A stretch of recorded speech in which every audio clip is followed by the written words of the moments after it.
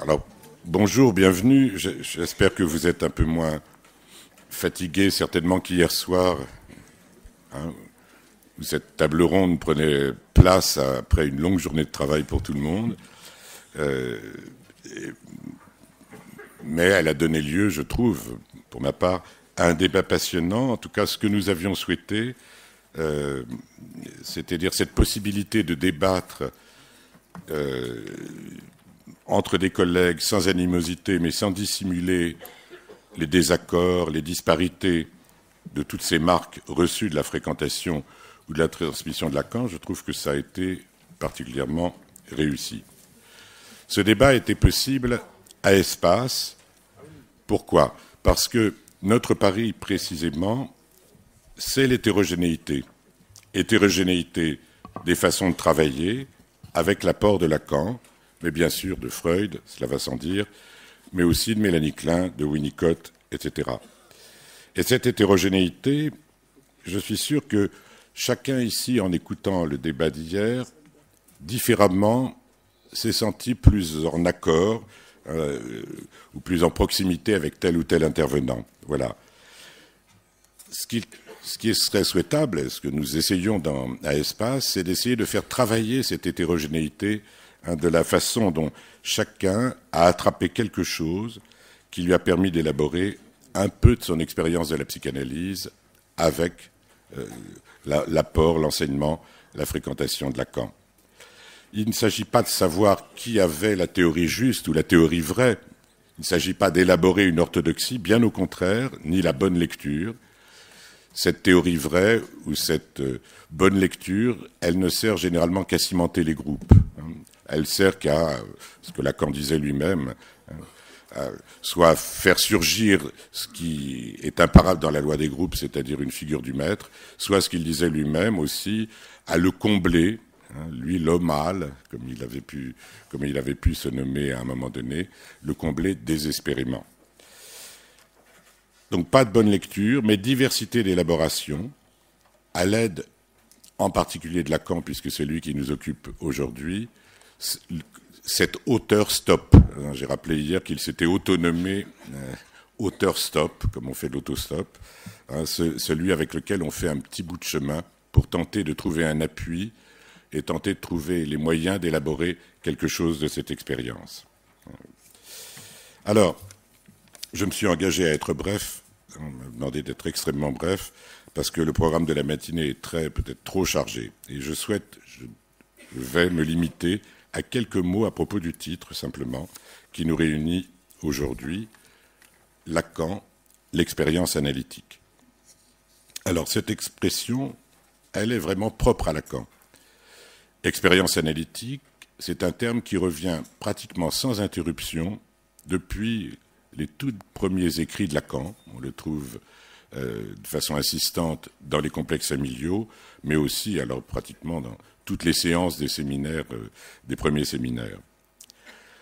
Accoler cette expression à son nom, c'est-à-dire en avoir fait le titre des journées, est donc légitime. Elle condense ce qu'aura été pour lui la psychanalyse et ce qu'il aura tenté de transmettre. Mais alors, bon, qu'est-ce que c'est qu'une expérience ? Parce que le terme nous paraît aller de soi, pour autant, ça n'a rien d'évident. Parce que l'expérience, ça a plusieurs valeurs sémantiques. C'est aussi bien un fait vécu, qui éventuellement nous instruit, mais c'est tout aussi la connaissance que nous avons acquis par les sens ou l'intelligence. C'est aussi l'accumulation du savoir acquis, on dit quelqu'un, il a de l'expérience, oui, par et pour la vie. Et à l'origine, en latin, le terme veut dire essai, épreuve, je pense que c'est un point également très important, et tentative. Polysémie dont peut jouer Lacan dans les usages multiples qu'il a fait de l'expression.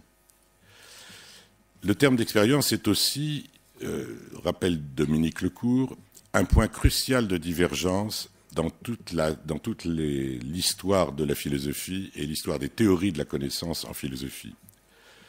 Il y a d'une part, et vous allez entendre que c'est une question qui nous concerne, si on la détourne ou qu'on la rattrape pour la psychanalyse, D'une part, le rationalisme, qui présuppose au monde sensible un monde intelligible, et puis d'autre part l'empirisme, qui pense au contraire l'expérience comme dépôt successif sur un papier initialement vierge, un papier blanc, disait Locke.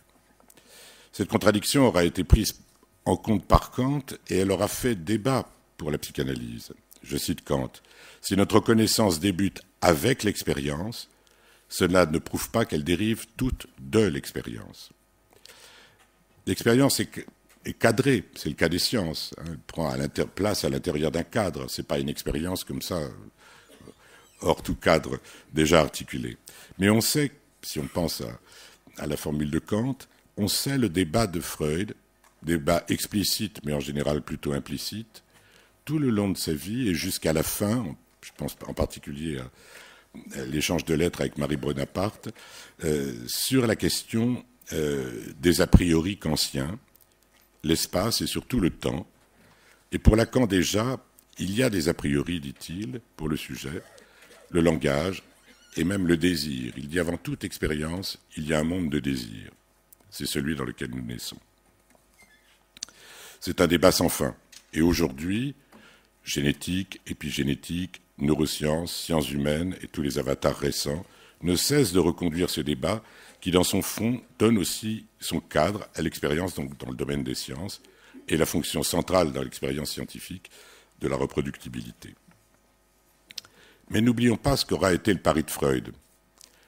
Au moment où apparaît ce moment du règne de la raison avec les Lumières, et c'est pour ça que Lacan a pu dire, dans le 4e de couverture des écrits, ce que nous poursuivons ici, c'est le débat des Lumières.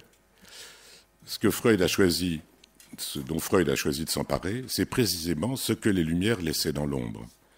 Et ce que les Lumières laissaient dans l'ombre, et on ne s'étonnera pas que ce sont ceux qui s'en étaient emparés à l'époque, ce sont les premiers romantiques, et ces premiers romantiques, ils s'interrogeaient précisément sur ce qui en moi parle, en moi me fait parler, c'est-à-dire ce qu'ils appelaient pour certains le subconscient, pour d'autres l'inconscient, etc., etc. Bien sûr, ce n'est pas l'inconscient freudien. Or, c'est au-delà que se situe le débat de la psychanalyse. Déjà chez Freud, la question est déplacée. Freud dit l'éducation, l'enseignement, la formation du psychanalyste ne gagnera rien à l'enseignement théorique. Seule l'expérience de la cure, dit-il. Je le cite, « Un enseignement théorique en analyse ne pénètre pas assez profondément et ne crée pas de conviction. » Voilà. Il y a quelque chose que seule l'expérience, alors on voit tout ce que Lacan dira, la touche de réel, parce que c'est ça qui crée la conviction, bien sûr. Il y a dans l'expérience quelque chose qui ne peut s'articuler en connaissance et en théorie. Et c'est quelque chose est là dès le début de l'enseignement de Lacan.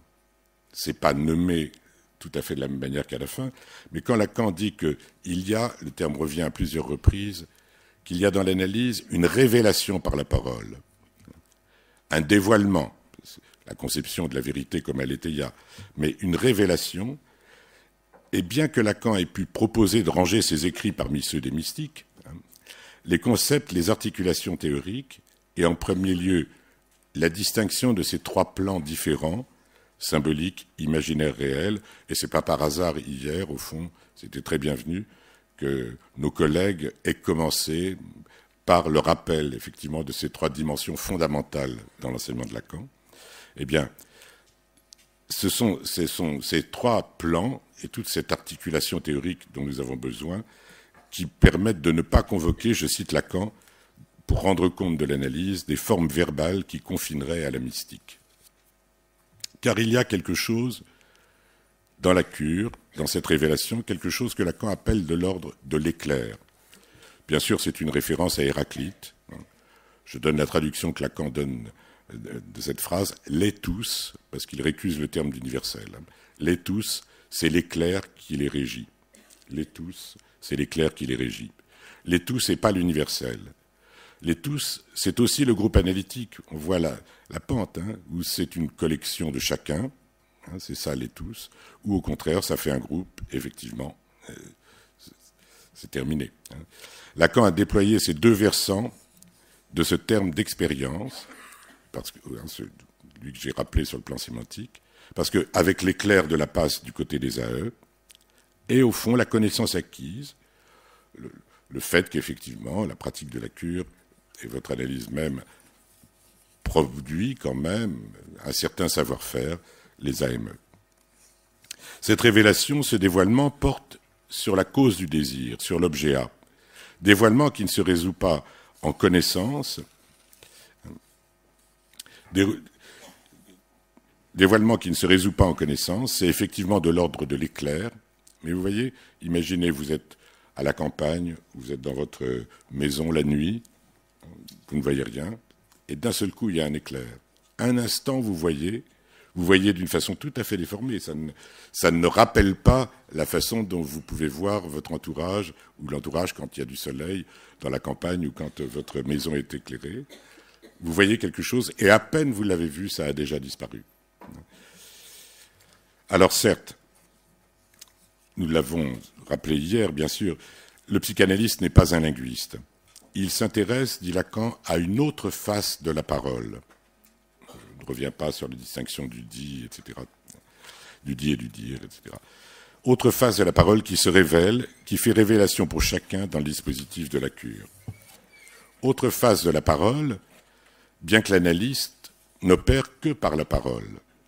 Mais sa parole, son intervention, implique pas seulement un dire, une signification, mais elle fait acte. Pour autant, c'est-à-dire quelque chose qui lui échappe, pour autant possible, seulement possible, si l'analyste est dans une certaine position, pas sujet, dira Lacan, dans la position de l'attention flottante, dit Freud. Or, l'attention flottante, je cite Lacan, c'est quand l'analysant si l'analyste est dans la bonne position que Freud a nommée attention flottante, quand l'analysant émet une pensée, nous pouvons en avoir une tout autre, et c'est un heureux hasard, d'où jaillit un éclair. Mais ce qui permet cet heureux hasard tient à l'expérience cadrée qu'est la psychanalyse. Et ce cadre, bien sûr, se nourrit de quelque chose qui est le transfert. Lacan a pu dire d'ailleurs que cette question de l'amour, vous savez que Freud disait que le transfert, c'est de l'amour, mais c'est de l'amour qui se sert de l'amour à d'autres fins que l'amour. Lacan dit une autre chose, il dit non, c'est pas l'amour, c'est l'idée ordinaire qu'on se fait de l'amour. Pour atteindre l'amour, ça c'est autre chose. Cette idée du nouvel amour, bien sûr. Une expérience, dit Lacan, et ce nouvel amour, c'est l'effet de l'expérience. L'expérience, ça veut dire qu'on s'y engage, souligne Lacan, pour aboutir, expérience faite de l'analyse, dit-il, à la seule vérité qui compte. Il n'y a pas de rapport sexuel chez les humains. Mais voyez, vous sentez bien que si on dit une phrase comme ça, c'est un énoncé théorique, de la même manière qu'hier, ça a été rappelé, je crois, par Éric Porges, dès qu'on nomme réel, voilà, on en fait un concept, on pense qu'on attrape quelque chose, or précisément, on désigne quelque chose qui, par définition, n'est pas attrapable, qu'on peut toucher comme ça à l'occasion, mais rien de plus. Voilà. Or, dès qu'on le nomme, il échappe, car c'est cette contingence décisive qui est fondatrice, fondamentale pour cette rencontre, ce bon heure à quoi mène l'analyse. Et le risque, bien sûr, dans la formation analytique, et le groupe lacanien n'y échappe pas nécessairement, c'est qu'elle vire, Lacan l'avait souligné, à l'initiation, c'est-à-dire à s'équivaloir au phallus, écueil majeur et résistance à la psychanalyse. C'est pourquoi la passe, rappelle pour Lacan, c'est pour éclairer ce point obscur du passage à l'analyste. C'est fait pour éclairer, c'est pas... Voilà. Or, l'obscurité n'est jamais totalement dissipée, car elle tient à l'articulation que je ne vais pas développer ici, mais dont je parlerai peut-être dans un séminaire cette semaine. C'est l'articulation du particulier, c'est-à-dire les tous, au singulier. N'oublions donc pas, à l'orée d'une journée très particulière, je voudrais conclure avec ce mot-là, parce que ça y est, j'ai vraiment déjà trop parlé. Je voudrais citer Lacan pour commencer la journée, je le cite. À la fois, les notions théoriques sont indispensables, mais en même temps, dit-il, elles servent à penser l'expérience, mais pas à l'accomplir. Voilà, je vous remercie. Merci Alain pour ton introduction et tes quelques mots d'accueil que je renouvelle à mon tour pour tout le monde ce matin. Nous allons donc démarrer sans attendre parce que nous sommes effectivement tenus par le temps. Il y a beaucoup de monde dans la matinée. Cette première table ronde intitulée « Que fait-on de la demande en psychanalyse ?» Effectivement, on sait bien que la demande... Mieux vaut ne pas y répondre, mais que fait-on de la demande en psychanalyse? Pour répondre, ou tenter de répondre, ou vous faire travailler, en tout cas, autour de cette question, sont avec nous ce matin Marielle David, Antoine Masson, Marie Pesanti et Christian Hoffmann. Alors, tout d'abord, je vais passer la parole à Marielle David, que vous connaissez, c'est une psychanalyste d'espace, psychiatre, psychanalyste, à qui on donne la parole, enfin vous verrez, c'est un peu particulier et très intéressant. Le titre de son topo est « Je te demande de me refuser ce que je t'offre ». Marielle, à toi. Oui, merci beaucoup de me laisser de me donner la parole et merci aux organisateurs d'avoir proposé de parler de la demande. Et donc je vais faire le joint entre hier soir et aujourd'hui, puisque hier soir, d'éminents collègues sont venus parler de ce qu'ils pensaient de Lacan, et je vais vous faire, moi aussi, après Éric Laurent, un petit témoignage de comment on entrait en relation avec Lacan et comment on travaillait avec lui. Et vous allez voir que mon point de départ, qui est une phrase très classique de Lacan, « Je te demande de me refuser ce que je t'offre », eh bien, va petit à petit, au cours de l'exposé de ce que c'est qu'une demande, se modifier. Donc, n'importe qui pouvait téléphoner à Lacan. Ça, c'était très facile. Et la demande de chacun était entendue avec une bienveillance qui était d'autant plus grande qu'il y avait plus de souffrance. Ceux qui avaient la chance d'assister à Sainte-Anne aux rencontres qu'il avait avec les malades s'en sont aperçus.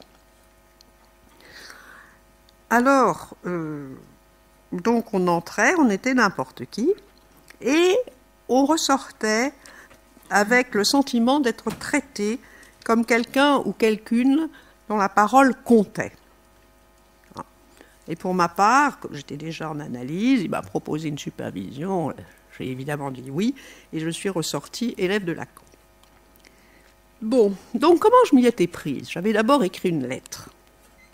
Et j'avais une lettre, et dans cette lettre, je proposais, enfin, qui était un petit article, qu'il y avait une scène primitive, au-delà de celle que Freud a décrite entre les parents, et que cette scène primitive, c'était ce que vivait le bébé in utero quand il est nourri par le cordon ombilical pulsatile.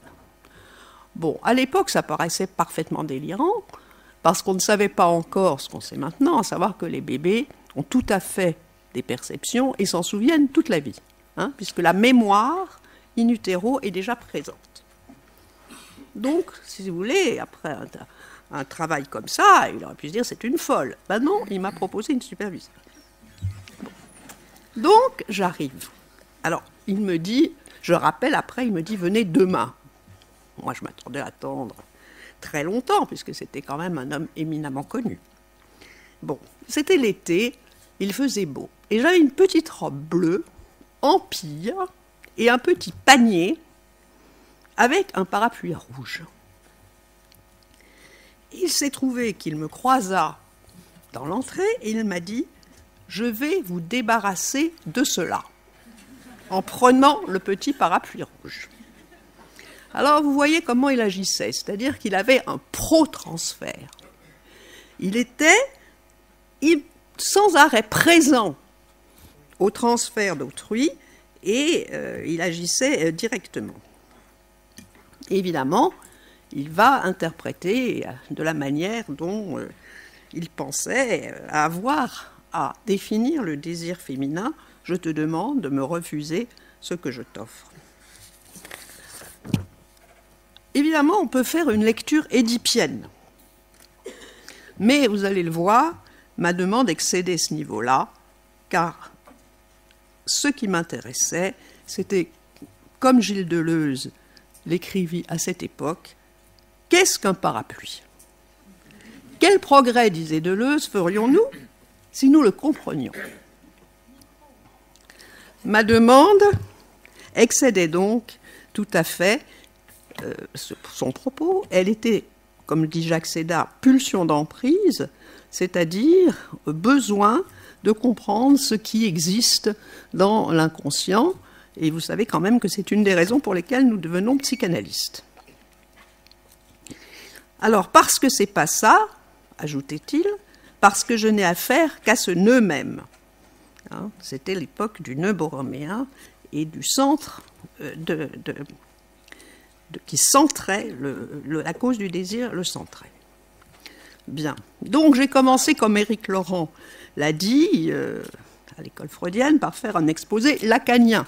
On commençait toujours par lui restituer, il aimait beaucoup ça, ses propres idées, et à l'époque, et toujours aujourd'hui d'ailleurs, c'était l'équivoque du signifiant. Je montrais comment, dans une analyse, un signifiant qui était berger allemand pouvait centrer le symptôme phobique.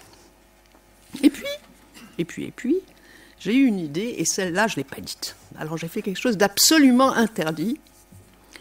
J'ai gardé ma petite idée pour moi, et je l'ai exposée directement au colloque de Lille. Et voilà que mon idée, c'est le réel est tissu.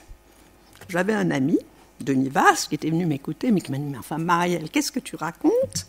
Qu'est-ce que tu racontes ? Tu sais bien que le réel, c'est l'impossible. » Bon, j'ai dit « Mais justement, je veux une idée personnelle. » Il m'a dit « Mais pourquoi est-ce qu'elle m'en veut ?» Bon, bref, c'était comme ça. Bon, alors évidemment, Lacan n'était pas très content, puisque je ne lui avais pas tout dit. J'ai versé une larme et tout s'est arrangé. Voilà. Donc, finalement, au bout de plusieurs années, à son dernier séminaire, Lacan va dire « Le réel, c'est le tissu ». Qu'il est difficile d'imaginer le réel, comme c'est difficile. Ce sera son dernier séminaire. Alors pourquoi est-ce qu'il en était arrivé à reprendre cette idée et à lâcher l'impossible? Était-ce pour mes beaux yeux? Certainement pas, c'est pour des raisons d'éthique et de politique. Donc il avait mené, Lacan, l'éthique de la psychanalyse en prenant comme fer de lance Antigone et son refus de la loi écrite au profit de la loi non écrite. Comme vous le savez, pour sauver son frère, car elle n'en aura point d'autre, il est unique, disait-elle apocryphe. Elle accepte donc d'être l'être pour la mort, cette expression de Martin Heidegger, dont la philosophie faisait alors fureur. À la sortie de la guerre, les camps de la mort sont encore brûlants. Lacan dit au cours d'un de ces séminaires auxquels j'ai assisté bien plus tard, combien il était profondément troublé parce qu'il se dit déjà à l'époque des liens étroits entre le nazisme et ce philosophe. Alors, il va revenir à ses premiers amours. Jacques-Alain Miller a écrit qu'il avait commencé par être spinoziste. Bernard Tauboul a récemment exposé qu'il lui devait la primauté du désir. En vrai révolutionnaire, qui fait retour à l'originaire, il a fait retour à Spinoza. Évidemment, Blandine Kriegel va me dire ce qu'elle pense de mon propos. Revenir au réel comme tissu, c'est aller plus loin dans l'intégration de la pensée de Spinoza. Car c'est en venir à cette affirmation qui a poussé les rabbins à l'excommunier que le réel est substance. Ce n'est pas Dieu le Père qui nous a fait exister, c'est la mystérieuse substance qui nous apporte la joie. Et cette substance, bien sûr, est antérieure au langage, et donc de très nombreux signifiants pourront la représenter, et les différences entraînent des effets qui ne sont pas anodins, bien différents. Car justement, les différences de signifiants sont à l'origine des différentes manières philosophiques, me semble-t-il, d'envisager le réel. La question lacanienne majeure, quel est le lien de la substance et du plus de jouir, que Lacan emprunta à Marx? Dans notre société, par exemple, le plus de profit est-il un moyen imaginaire d'accéder au plus de jouir? Qui s'en échapperait-il toujours? Vous voyez que vous avez plusieurs manières d'entrer dans toutes ces questions. Bon. Donc, il y a une très grande difficulté pour un sujet à dépasser aussi peu que ce soit la pensée du père. Et pour aller un peu plus loin, il m'a fallu encore attendre la mort de mon père pour pouvoir continuer à penser l'histoire de l'enfant. Et d'ailleurs, je coupe un morceau parce qu'il faut être rapide. Donc, revenons à la demande. Je n'allais donc pas simplement offrir au maître ce que je n'avais pas. Comme toute demande, elle était transférentielle, et je venais résoudre une autre question en souffrance. Le paradoxe est que Lacan a nommé passion de l'ignorance, qui a préoccupé Mark Strauss dans son dernier séminaire et que j'ai lu, cette force qui nous pousse à la connaissance du réel, qui a tant passionné notre maître, et à qui nous supposions un savoir quand il ne voulait, lui, qu'aller au plus près de la vérité.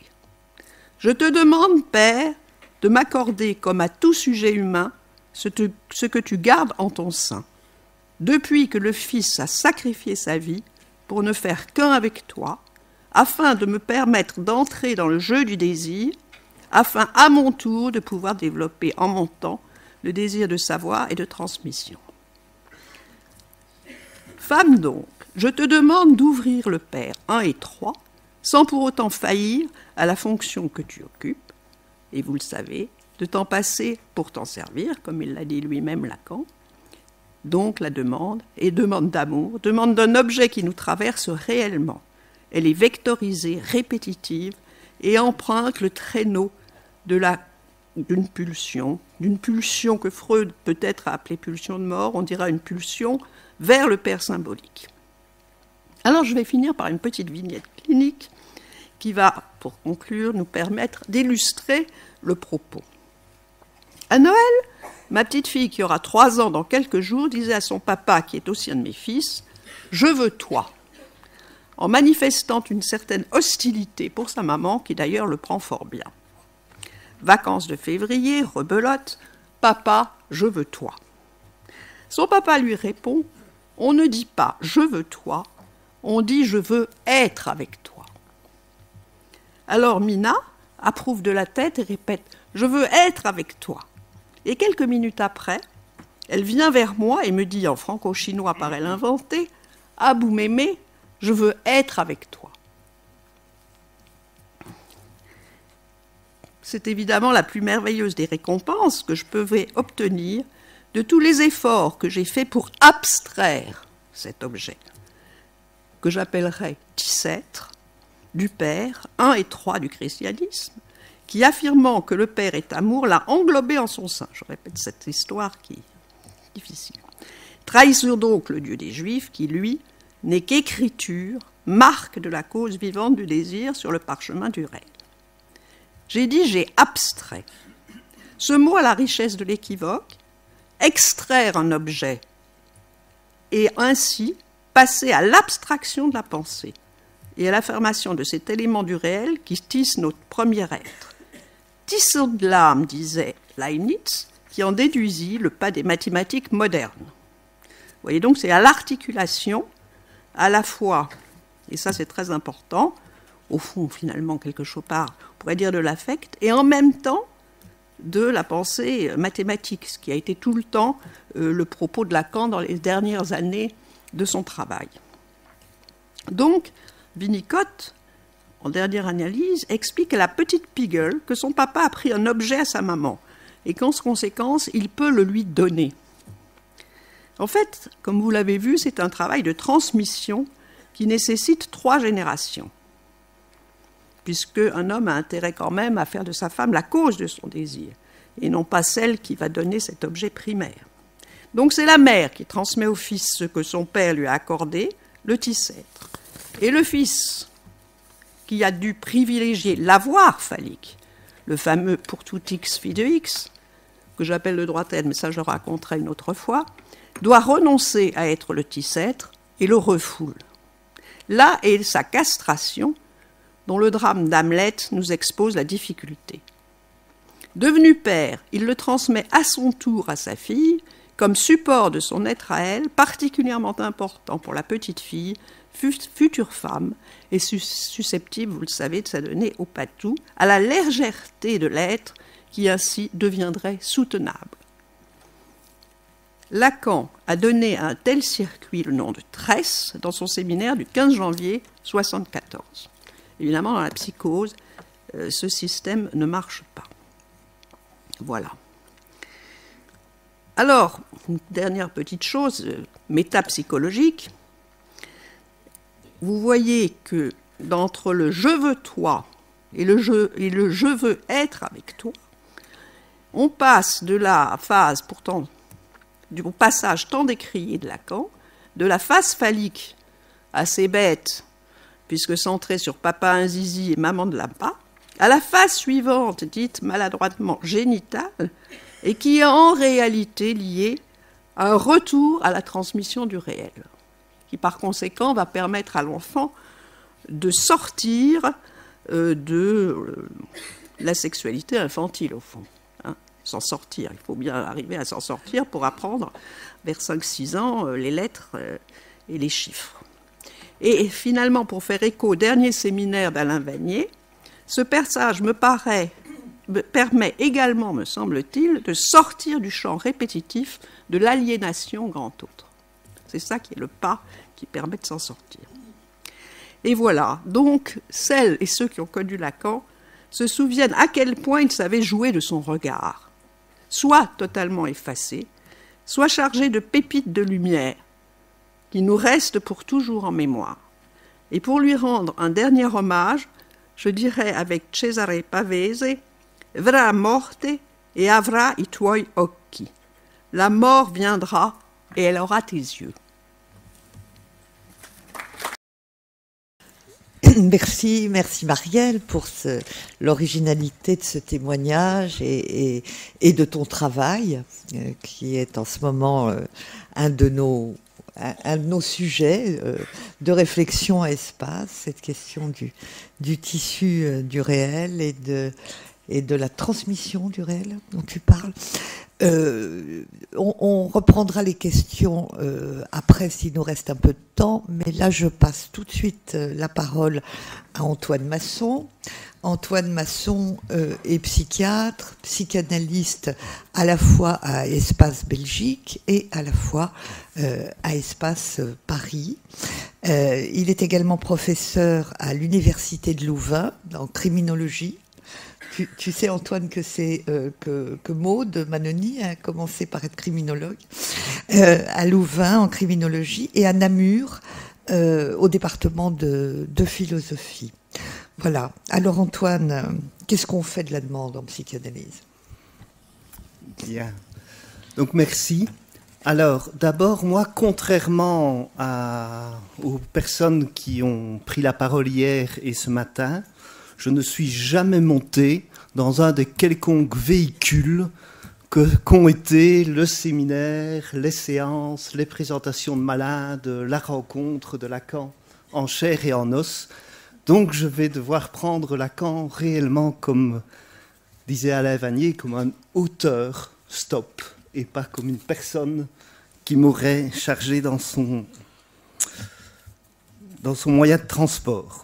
Et donc, je vais essayer de montrer comment Lacan, comme auteur stop, m'a aidé à bricoler quelques éléments sur qu'est-ce qu'on fait de la demande au cours de mon parcours, en partant très brièvement de la psychiatrie, de Freud, de Lacan, et puis évoquant un petit peu ce que un philosophe, Alain Badiou, en a fait, et comment on peut retrouver quelque chose de ce que Lacan a proposé dans le poème, puisque vous savez quand même que Lacan a dit qu'on n'était jamais poète assez, mais avec des complications très subtiles, parce que le poète assez s'écrit en un seul mot. Donc en réalité, il ne voulait pas être poète, il voulait être poème, c'est-à-dire un acte sans sujet, au sens où il n'y avait pas de sujet qui peut articuler le poème, mais un poème qui est sujet, qui est l'interprétation qui se porte. Voilà, donc en 20 minutes, je ne sais pas du tout si je vais arriver à relater toutes les stations, hein, ni vous faire parvenir, ni vous faire pressentir les esprits qui habitent chacune de ces stations. Je vais certainement en oublier, j'espère juste ne pas vous faire perdre le fil. Alors, quand Didier Lauru m'a demandé au téléphone, oui, Antoine, est-ce que tu voudrais pas parler un peu à quelques-uns dans une table ronde sur ce qu'est-ce qu'on fait de la demande, je ne m'attendais pas à devoir faire un exposé comme aujourd'hui. Et je lui avais d'ailleurs transmis un titre qui était celui-ci. Entendre ce qui insiste, ouvrez les guillemets, entre le déjà plus et le toujours encore. Donc mes collègues d'Espace Analytique France m'ont bien sûr dit « Antoine, c'est trop compliqué, c'est trop long, ça rentrera pas dans le programme. » Bon, vous doutez... Alors, en fait, cette expression qui est entre guillemets, c'est une expression du poète Paul Celan, qui dit que dans le poème est inclus le poème qui n'est que de mots, derrière ce poème qui n'est que de mots, dont on pourrait dire que c'est une simple...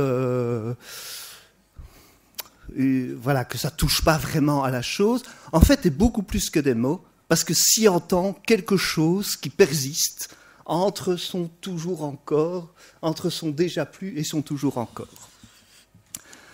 Alors, pour reformuler un petit peu la question, quel statut donner à la demande? Alors, une certaine, je dirais, doxa psychanalytique dit qu'il s'agit d'aller au-delà. Mais où est-il, cet au-delà? Et est-ce qu'il y en a un? Et comment le repérer? Donc, aller au-delà, est-ce que ça signifie quitter la demande? Est-ce qu'on quitte le sens pour aller vers le non-sens?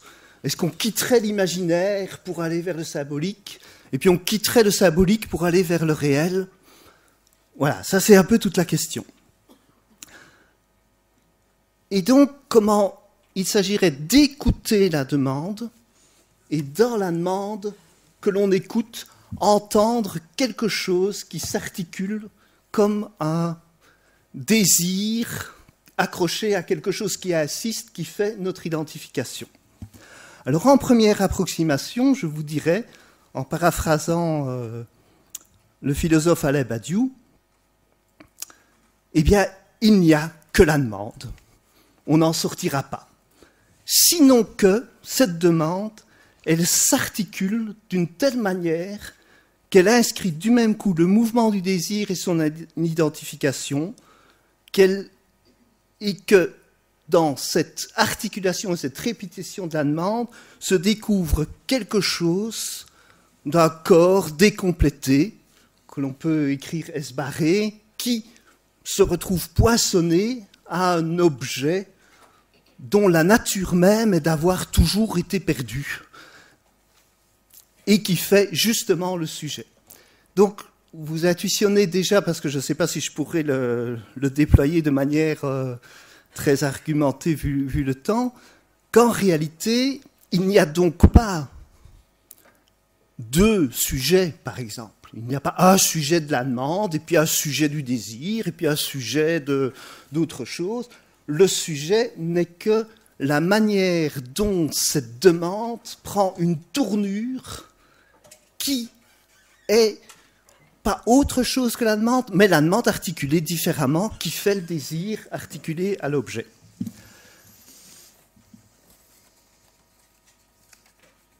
Et donc, il n'y a que la demande, sinon qu'il s'agit de faire apparaître la manière dont cette articulation est déjà une vérité midite.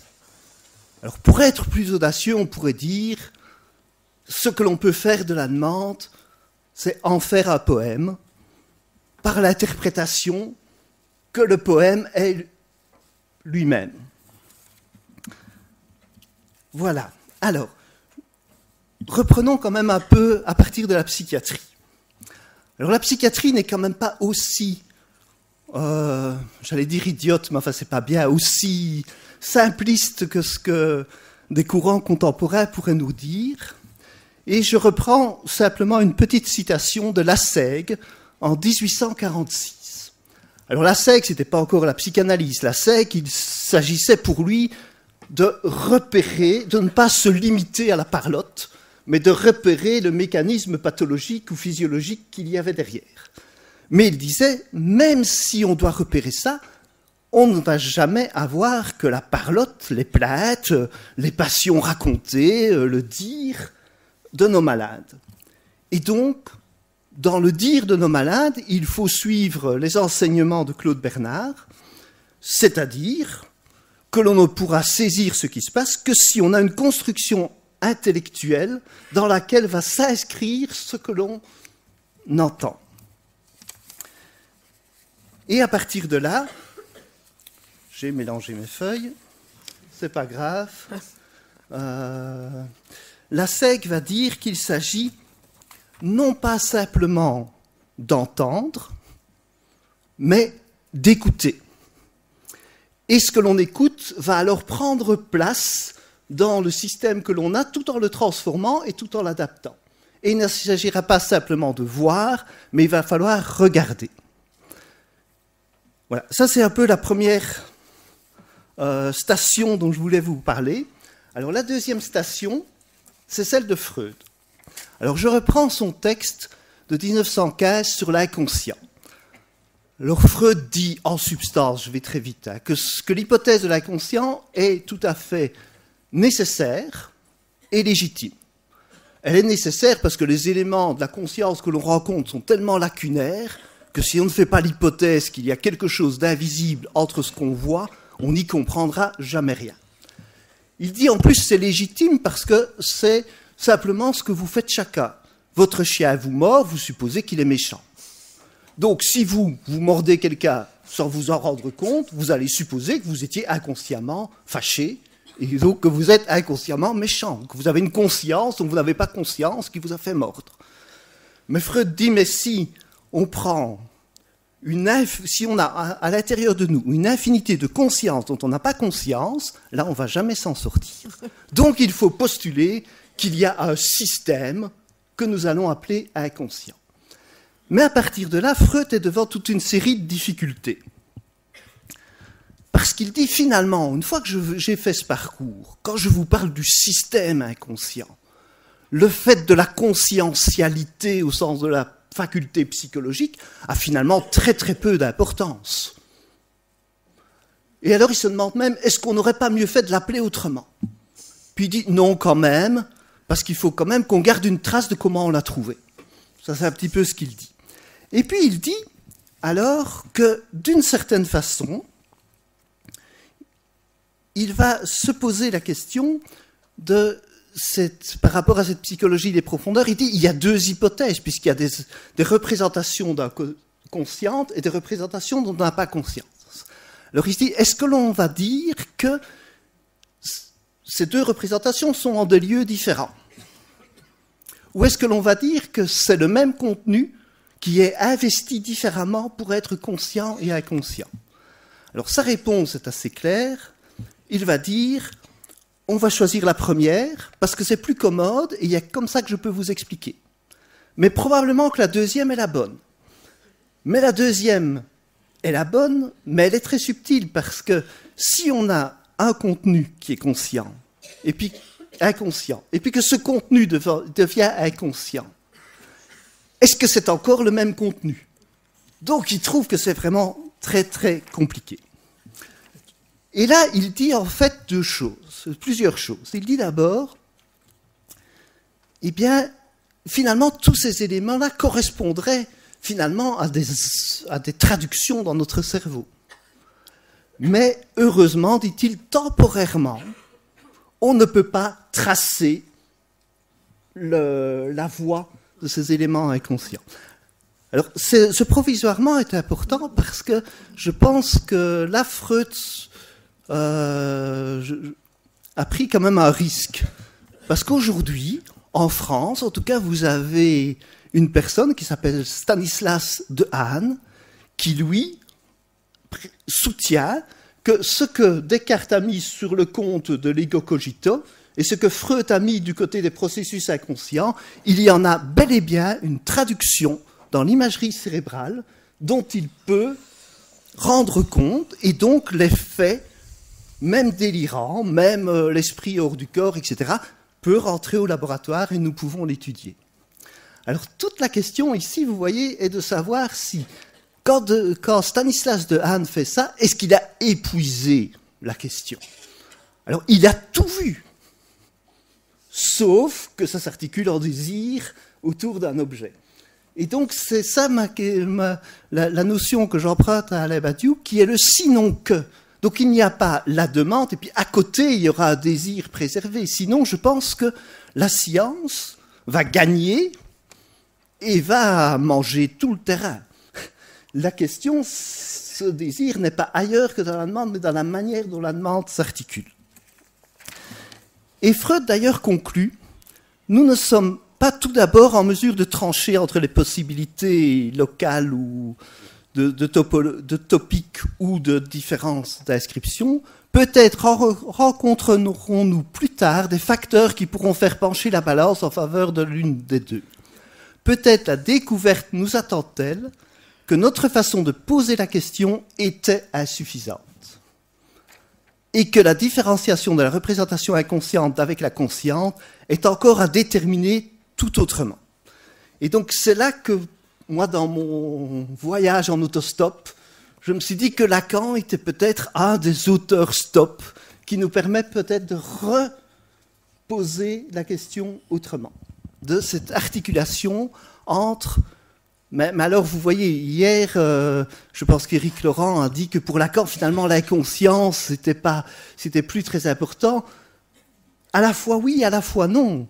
Donc, l'inconscient tel que Freud l'a formulé n'est plus effectivement comme il s'articule chez Lacan, mais on voit que Freud lui-même dit, je continue quand même à l'appeler inconscient parce que c'est comme ça que je l'ai trouvé, mais c'est pas la conscientialité. Donc, ce que Lacan va articuler est quand même dans la descendance et dans l'approfondissement de cela. Donc il y a quand même la réponse de Lacan dans les cahiers pour l'analyse aux étudiants philosophes sur qu'est-ce que l'inconscient, que j'ai essayé de voir avec les étudiants en philosophie de premier bac, mais c'est un véritable casse-tête ce texte. Donc, alors, Lacan, une petite ponctuation que j'ai trouvée chez Lacan, se trouve dans le séminaire sur l'identification. Alors, sur l'identification, dans ce séminaire, il commence d'abord par essayer de voir comment les choses s'articulent pour faire une identification centrée. Et il reprend son graphe du désir en disant que là, il a déjà vu quelque chose de vraiment très, très intéressant, qui est la fonction d'après-coup, et qui fait que finalement, le sujet shifter en place de moi n'aura été lui que parce qu'il aura été parlé. Et le sujet du désir, qui est ici, ne sera le sujet du désir que parce qu'il l'aura voulu par un désir qui lui échappe et que l'autre a voulu pour lui, que son désir est donc le désir de l'autre. Donc là, on a déjà un nouage où il n'y a aucun des deux termes qui peut être avant ou après. Mais Lacan dit lui-même, il y a quand même une sorte d'erreur d'optique dans mon schéma, dans mon graphe du désir, c'est qui pourrait laisser penser que vous allez prendre l'ascenseur et monter d'un étage. Et que ça ne peut pas fonctionner de cette manière-là. Donc il n'y a pas deux types de désir. Ne l'oublions pas, le désir inconscient, tel que nous avons à en rendre compte, il se trouve dans la répétition de la demande. Et après tout, depuis l'origine de ce que Freud nous module, c'est lui, le désir, qui motive la demande. Donc vous ne pouvez pas séparer le désir de la demande, puisque le désir n'est que la répétition de la demande elle-même, et n'est que ce qui motive la demande. Je vois que quelqu'un qui me dit « Eh bien oui, bien sûr, on ne parle jamais que de ça, du désir. » Mais Lacan corrige ma attention. Ce que nous appelons le désir, c'est pas ce que vous appelez habituellement le désir. C'est pas vouloir partir aux Comores ou aux Canaries et de dire « je ne cède pas sur mon désir et j'abandonne mes enfants ». Ce n'est pas non plus la carotte et l'âne. Ce n'est même pas le désir hegelien qui est l'Aufhebung qui tendrait vers l'esprit absolu que l'on pense comme une destination pour se donner du courage. Si vous entendez, si vous suivez ce que j'entends, vous signifiez par le désir, c'est que nous ne nous contentons pas de la référence opaque à un automatisme de répétition, que nous avons parfaitement identifié. Il s'agit de la recherche à la fois nécessaire et condamnée d'une foi unique, qualifiée, épinglée comme telle par ce trait unaire, celui-là même qui ne peut se répéter, sinon toujours à être autre. Et donc, comment articuler en même temps la répétition de la demande, le désir et la trouvaille de cette foi unique qui nous articule et qui nous identifie dans ce trait qui est égalité, différence et les deux à la fois. Ça, c'est l'expression de Hölderlin. Lacan le dit autrement, mais enfin, c'est plus ou moins ça que ça veut dire. Eh bien, il dit qu'il faut la topologie. Alors, la topologie, il prend la topologie du Thor et il explique que, en fait, le Thor, c'est une chambre à air, moi la chambre à air, en fait. Donc c'est une organisation de l'espace qui, par le mouvement même qui se fait dans l'espace, ça dessine l'équivalent d'une chambre à air, mais ça n'a pas de matière. Ce n'est qu'une organisation de l'espace, en quelque sorte. Et bien dans ce Thor, on voit que le parcours du petit chemin correspond à la demande, le parcours du grand chemin correspond au désir, et ce que ça détermine au milieu... Je vais prendre...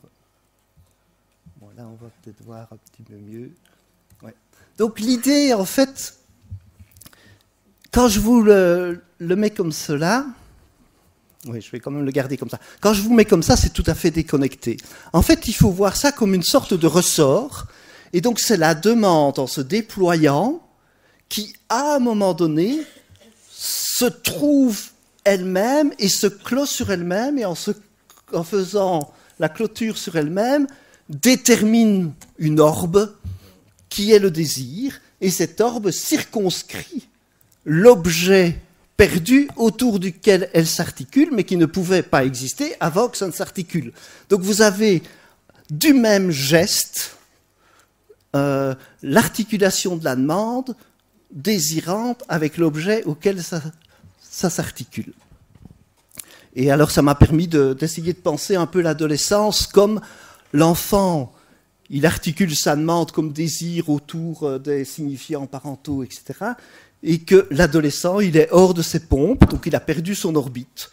Et il doit, dans la rencontre de l'autre sexe, dans toute une série d'expériences, pouvoir inventer, trouver, découvrir quelque chose d'une orbite nouvelle, ce qui ne peut probablement se faire que dans la relation avec un interlocuteur, ce qui donne quand même le sens de la thérapie des adolescents.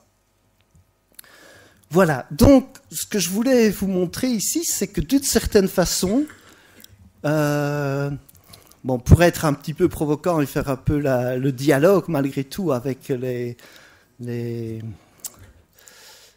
théories contemporaines, je pense que Stanislas Dehaene est tout à fait capable de pister tous les mouvements. Mais dans son imagerie cérébrale, il ne pourra jamais écouter cette imagerie cérébrale d'une telle manière qu'il puisse entendre et donner consistance à quelque chose de cette mise en forme et de cette tournure que vont prendre les choses pour que s'y reconnaissent un sujet. Il me reste combien de minutes ? 5 minutes. 5 minutes. Donc je vais... Alors, ce qui est toujours intéressant quand même, c'est de voir comment, à une même époque, des auteurs travaillant tout à fait différemment trouvent quelque chose qui est la même chose tout autrement.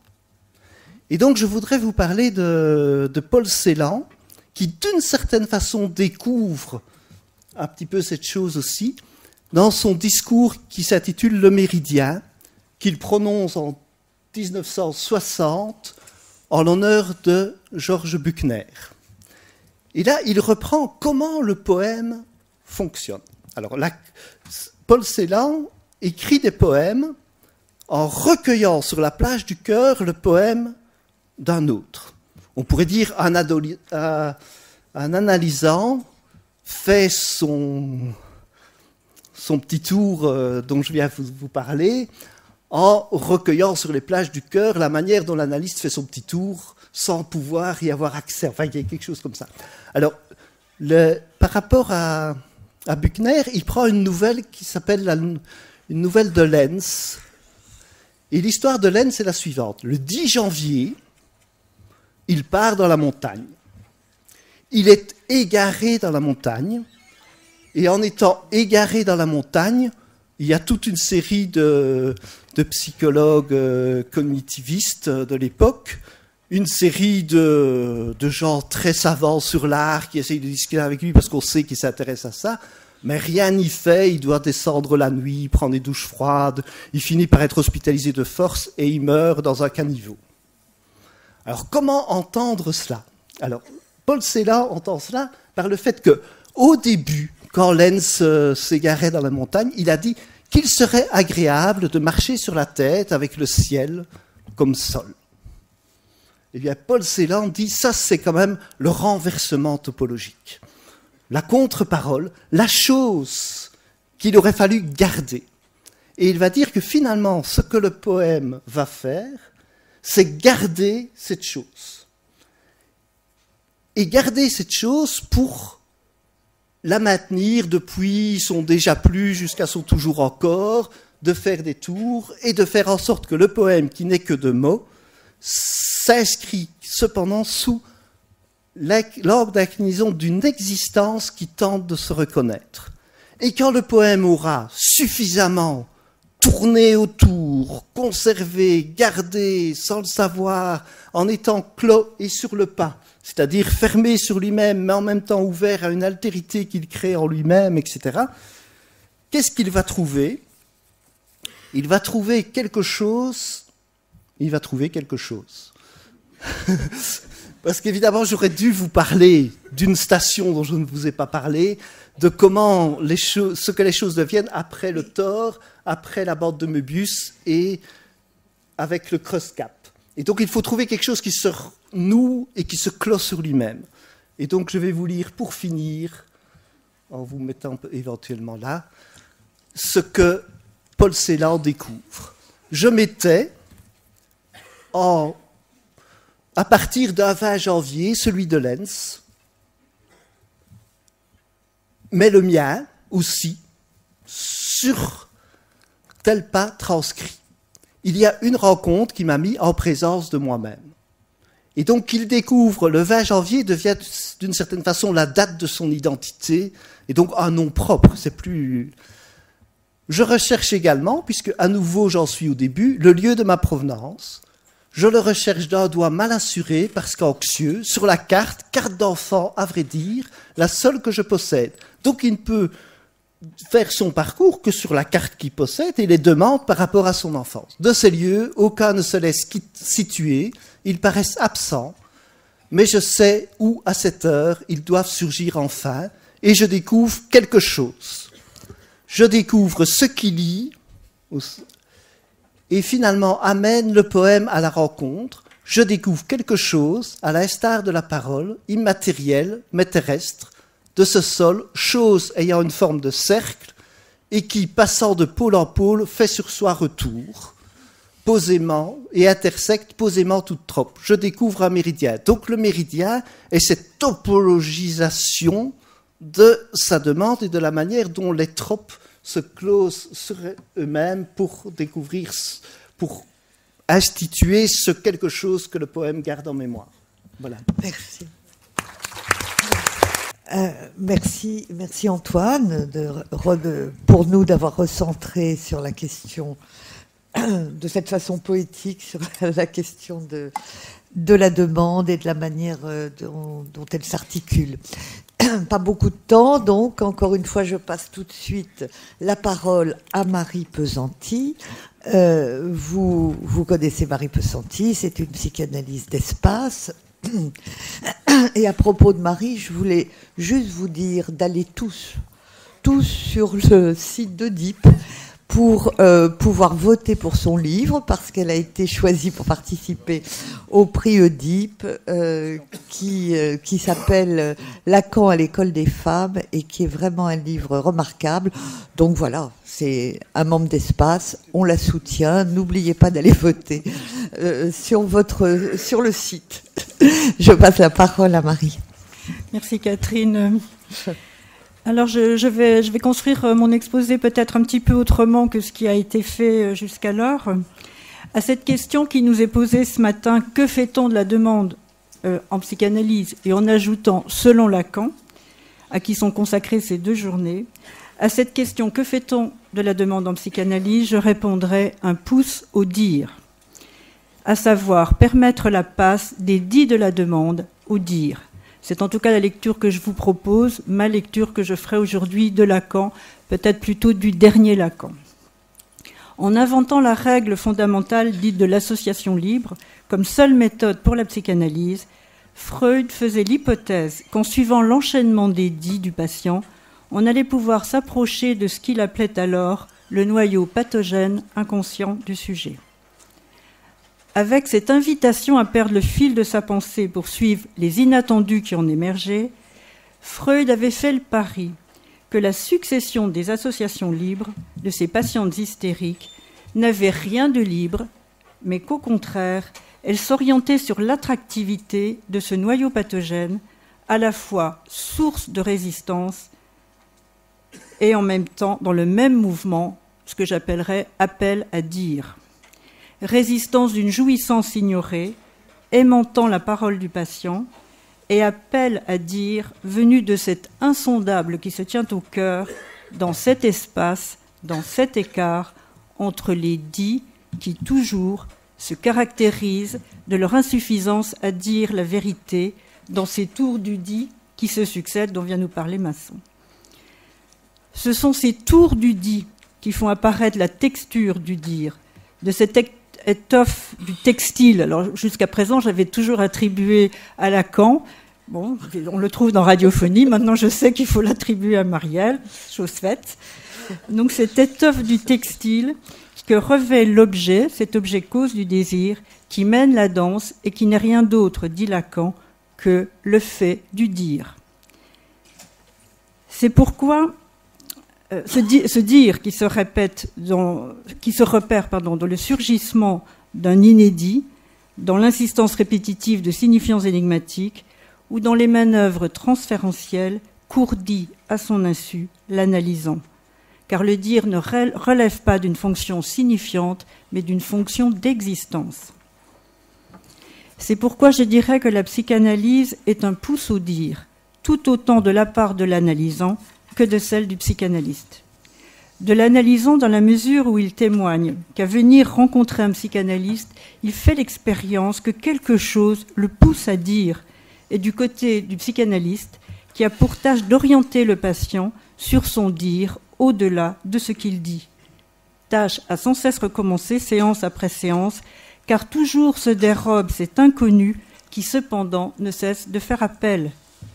Le dire ambigu de n'être que matériel du dire, dit Lacan, donne le suprême de l'inconscient dans son essence la plus pure. Et comme il le rappelait dans sa conférence à Naples sur la méprise du sujet supposé savoir, qu'il puisse y avoir un dire sans qu'on sache qui le dit, voilà à quoi la pensée se dérobe. Et il ajoute, c'est une résistance ontique. C'est ce qui fait tiquer tous les adversaires de la psychanalyse. Et c'est ce qui fait tiquer le patient, névrosé du moins, qui tient tellement à être maître de ce qu'il dit. Et comme nous le dit Lacan dans le moment de conclure, l'inconscient, c'est l'hypothèse qu'on ne rêve pas seulement quand on dort. Il y a donc chez le patient, un pouce au dire qui se joue de lui et qui, à l'instar du rêveur dont on ignore qui il est et qui fomente malgré lui ce qui oriente le rêve, il y a chez le par-l'être quelque chose qui oriente sa vie, ses symptômes, son style d'être, dont l'étoffe de son dire rend témoignage. C'est là-dessus qu'œuvre la psychanalyse, qui permet aux sujets les moins demandeurs d'analyse qui soient les enfants, les autistes, comme tous ceux à qui on recommande la psychanalyse comme ultime recours, de pouvoir être reconnus comme artisans d'un dire qu'ils méconnaissent, d'un dire dont ils sont porteurs, dans l'extrême de leur singularité, et qu'à être parlés par les autres, ils n'en sont pas moins détenteurs d'un dire qui cherche à se faire reconnaître. Mais je n'ai pas dit d'un dire qui cherche à se faire entendre, car il ne s'agit pas tant d'être entendu, qui toujours risque de nous rabattre sur le sens et le sens, que d'être reconnu dans cet appel qui confine à la demande d'amour. Car cet appel ici en jeu n'est pas sans lien avec cet appel premier auquel a été confronté le sujet avec le premier grand autre qu'il aura rencontré et qui ne dit rien de ce qu'il veut. Du fait qu'il parle, le sujet demande. La demande, dit Lacan dans la direction de la cure, est intransitive. Elle n'emporte aucun objet.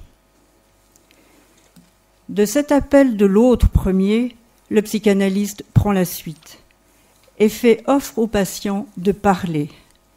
Avec de l'offre, dit malicieusement Lacan, j'ai créé la demande. Et il ajoute, par l'intermédiaire de la demande, tout le passé s'en trouve, jusqu'au fin fond de la première enfance, car demander, le sujet n'a jamais fait que ça. Il n'a pu vivre que par ça. La remémoration qui se met en mouvement dans la cure témoigne de ce que le patient se rappelle de ce qu'il a oublié, ou au contraire, pas oublié. Il se rappelle parce qu'il est appelé par l'autre, qu'est l'analyste, à le faire jusqu'à ce point où il prendra acte de son dire. Dans son article sur la psychothérapie, pour différencier la technique par suggestion, telle que les psychothérapies hypnotisantes et celles propres à la psychanalyse, Freud reprend à son compte les propos de Léonard de Vinci qui différenciait la peinture et la sculpture, en écrivant que la peinture travaille per via di porre, car elle applique une substance, des parcelles de couleur sur une toile, là où la sculpture opère, elle, per via di levare, c'est-à-dire en enlevant la pierre à la pierre brute, tout ce qui dissimule la statue qu'elle contient. La technique par suggestion procède per via di porre, ajoutant du sens au sens, utilisant un savoir toujours déjà là où la psychanalyse vise un insu, vise à outrepasser la dimension imaginaire des dits qui s'ajoutent aux dits pour faire apparaître, comme la statue surgit de la pierre, l'étoffe du dire dans sa dimension d'effet de ce qui se jouit dans le dire.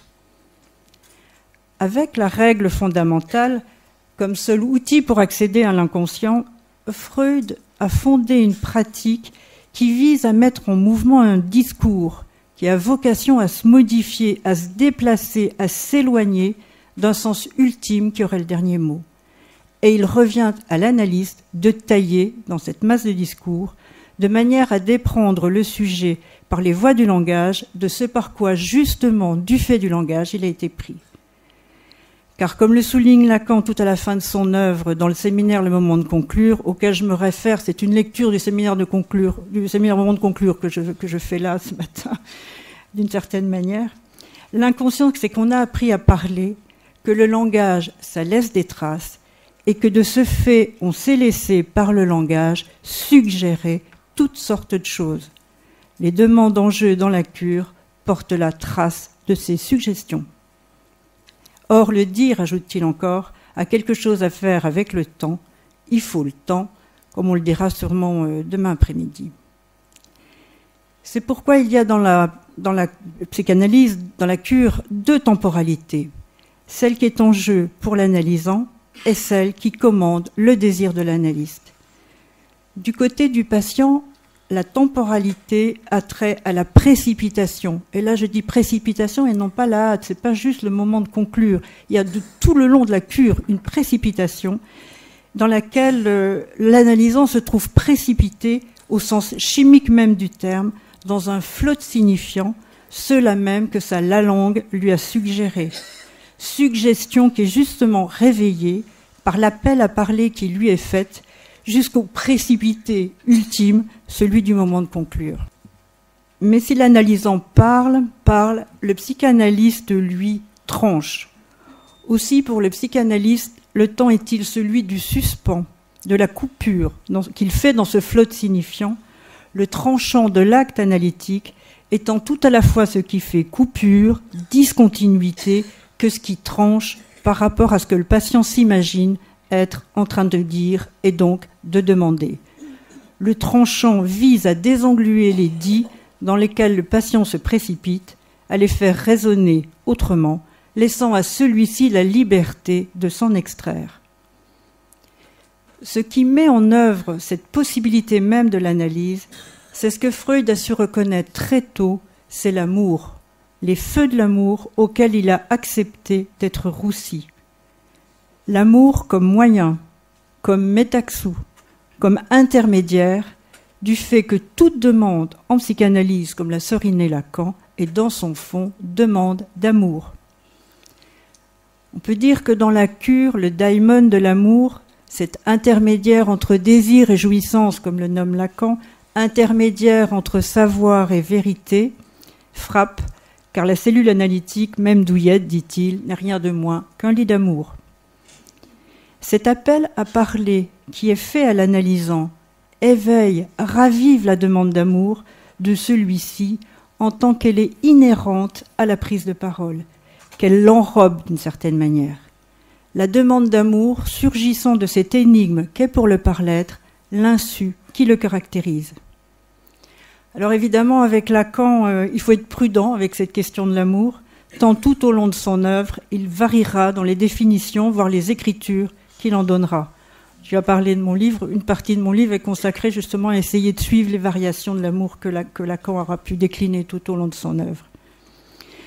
Je retiendrai ici une de ces dimensions de l'amour en tant qu'elle vise à parer aux impératifs de jouissance auxquels est en but le sujet, et qui, bien au-delà de cette dimension narcissique auquel on le réduit bien trop souvent, a trait à l'inconnaissable radical qui se voit mobilisé dans la cure. Au cœur de l'amour, ce mystère qui lui était si difficile à approcher, Lacan loge un insu, ce qu'il appelle un inscientia. Il emprunte ce terme à Cicéron. Je le cite, « un non-savoir constitué comme tel, comme vide, comme appel du vide au centre du savoir ». La demande d'amour, telle qu'elle est en jeu dans l'analyse, suppose de l'analysant qu'il se règle sur un « c'est pas ça », de ce qu'il fait entendre, et du côté de l'analyste, cela suppose un amour particulier que Lacan a mis du temps à approcher et que l'on pourrait énoncer selon la judicieuse formule que nous propose Allouche, la formule oxymorique, d'un amour que l'on obtient en ne l'obtenant pas. Un amour, comme le dit Lacan dans le désir et son interprétation, qui reste à l'horizon. Dans une des toutes dernières versions que Lacan aura données de l'amour dans le séminaire Les Noms du Père, il souligne justement la coalescence de l'amour et du dire.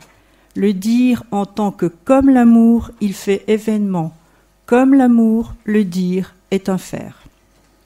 Voilà au fond la visée de la cure analytique, qui est de prendre acte que par-delà la demande et ses défilés, par-delà la demande et ses contre-demandes, il y a un point chez le sujet qui lui échappe, qui nous échappe, un point de réel à la hauteur duquel le psychanalyste a à se tenir. C'est ce que Lacan a su reconnaître très tôt en inventant son ternaire comme étant les registres essentiels de la réalité humaine, disait-il, comme il le dit dans sa conférence de 1953 que nous a évoquée hier Daniel Lévy. Réel dans lequel il donne, avec la préfiguration de ce qui deviendra son œuvre roméen, le schéma du déroulé d'une cure analytique. Il faut dire que j'ai une affection particulière pour cette conférence de Lacan, aussi imparfaite qu'elle soit, aussi caviardée qu'elle nous soit parvenue, et on peut rendre hommage ici à notre ami Christian Hoffmann, qui était le premier, en tout cas sur Strasbourg, à faire un petit composé d'écrits de Lacan qui s'appelait « Petits écrits », qui était de très mauvaise qualité, mais enfin qui nous a permis d'accéder à des textes qui n'étaient pas édités, justement. parce que, bon, j'ai une affection particulière pour ce texte, parce que comme à l'instar de l'esquisse de Freud, elle nous offre avec une fulgurance ce qu'il mettra des années à développer, et tout particulièrement ce qui occupera la toute dernière partie de son œuvre, à savoir ce dont on a déjà abordé hier, la nomination du réel. La conférence commence ainsi sur la reconnaissance chez l'être humain d'une part de réel qui nous échappe et qui cependant doit orienter la cure. Avec les termes de l'époque, Lacan met au départ de l'analyse ce qu'il appelle « réaliser le symbole », qu'on pourrait dire aujourd'hui peut-être dans d'autres termes « réaliser le symbolique ». En s'adressant à un psychanalyste, le patient élève son interlocuteur à la hauteur de celui qui posséderait par-devers lui, symboliquement, le réel qui le constitue.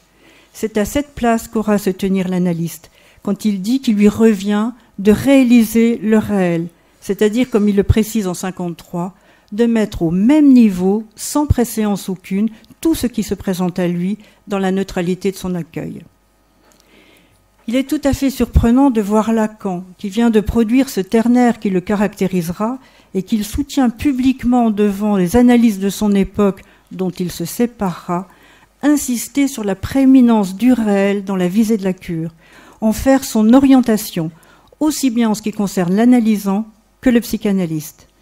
Quand bien même le réel ici en question est quelque chose qui n'a pas encore trouvé sa pleine explicitation, tant est qu'on n'ait jamais une quelconque explicitation du réel, Lacan soutient dès 1953 la nécessité de prendre en compte dans la cure une autre dimension que les seules dimensions imaginaires et symboliques qui nous font parler.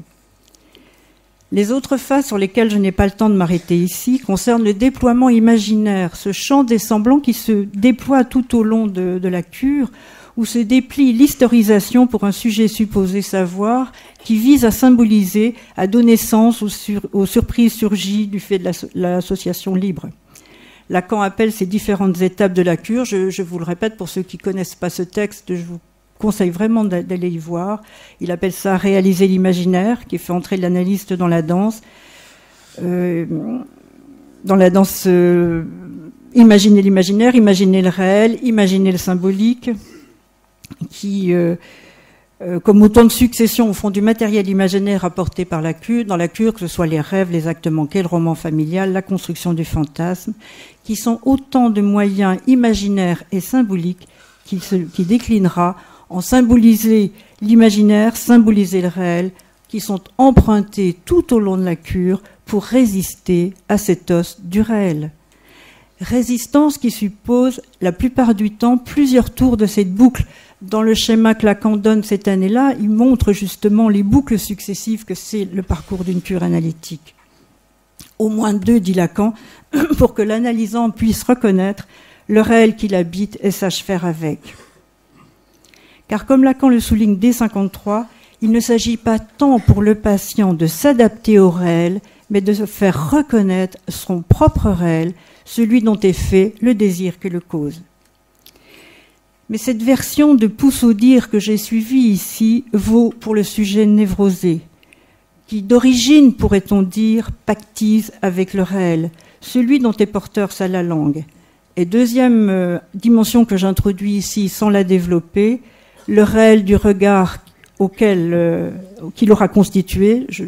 Dans les leçons d'introduction de vendredi prochain, je déclinerai une clinique du regard et j'aborde pas la question du non-rapport. On a un quart d'heure, donc je vais me tenir au quart d'heure. Car ce qui est en jeu pour le sujet dès le départ, c'est qu'à l'instar de la langue jouie qui ruisselle sur lui les alluvions d'une précédence d'un autre jouissant, coule dans ses veines, c'est le terme même de Lacan, le regard au désir duquel il s'est offert. Le dire du sujet est tributaire de l'insignifiantisable de sa langue comme de l'informulable du regard avec lesquels s'est tressé son désir. Le fantasme, bien sûr, viendra masquer ce vide, ce trou, apparaît à ce dans quoi le sujet est empêtré, l'écran du fantasme venant le protéger du réel. Mais face à ces 2 dimensions de réel auxquelles a affaire tout sujet, la langue et le regard qui l'auront traversé, le sujet psychotique témoignera de sa difficulté, voire de son impossibilité, de pactiser avec le réel. C'est pourquoi il faudra à l'analyste savoir reconnaître. Assez vite serait le mieux, mais cela nécessite parfois pas mal de temps dans une cure, ce qui est en jeu pour lui dans ces deux dimensions. Aussi, si j'ai privilégié tout au long de mon intervention ce terme d'appel, c'est qu'il me permet de tenir compte du mode d'interpellation que nous font les patients psychotiques, qui ne se situe pas dans le registre de la demande telle qu'elle opère dans la névrose, et ils n'en sont pour autant pas moins porteurs d'un dire qu'il nous faut savoir recevoir. Dans le cas de la psychose, privé de l'armure d'un moi suffisamment établi et littéralement débordé par une langue frénétique, dévastatrice, le sujet psychotique est poussé par un dire qu'il lui faut médier, temporiser, ce qui exige de l'analyste qu'il prenne position. C'est pourquoi si on peut parler du désir de l'analyste, dont tu vas nous parler après, je crois, comme ce qui lui fait faire l'hypothèse de l'inconscient, à partir de quoi elle dirigera la cure, parce que comme le dit Lacan, l'analyste fait partie de l'inconscient, il en est responsable, il s'y ajoute ce que j'appellerais ici la position de l'analyste, qui exige de lui que dans cette clinique du transfert qu'elle analyse, il prenne position de la bonne manière. Avec le sujet psychotique, il lui faudra ce que j'appelle s'autre-poser, à savoir, face à ce réel dévastateur, poser, faire exister un autre qui tempère les machines à influencer, les impératifs persécutants de la langue, les menaces d'anéantissement de l'appétit de l'œil qu'il aura rencontré. Ce pouce au dire qui vient du sujet, du fait de cet Unerkannt radical auquel il a affaire, comme par lettre, appelle un autre qui sache s'en faire l'adresse, mais une adresse à chaque fois singulière. Voilà. Merci Marie, merci pour ce travail, encore une fois, comme d'habitude avec toi, Claire, d'une grande finesse et d'une grande précision. Tu as fait toi-même le lien avec l'exposé de Christian, donc comme j'ai pas le temps de parler plus, mais j'espère qu'au cours des journées-là, on reparlera de cette question de la demande et de la psychose, parce que c'est vrai qu'on n'en a pas parlé ce matin, et que c'est vraiment quelque chose de très très important, cette différence-là, la demande dans la névrose et dans la psychose, sans parler des patients hospitalisés, où la demande devient carrément la demande de l'institution. Mais enfin, bon, ça, je pense qu'on en reparlera. Christian Hoffmann est psychanalyste à Espace Analytique, vous le connaissez bien, professeur à l'université Paris 7. Et donc, il reprend la fin de l'exposé de Marie pour nous parler de la question du désir de l'analyste, de la demande et de la contre-demande. Merci Marie, parce que je vais reprendre certains points que tu as évoqués. Mais je voudrais d'abord, en préambule, dire un mot aussi du débat d'hier soir.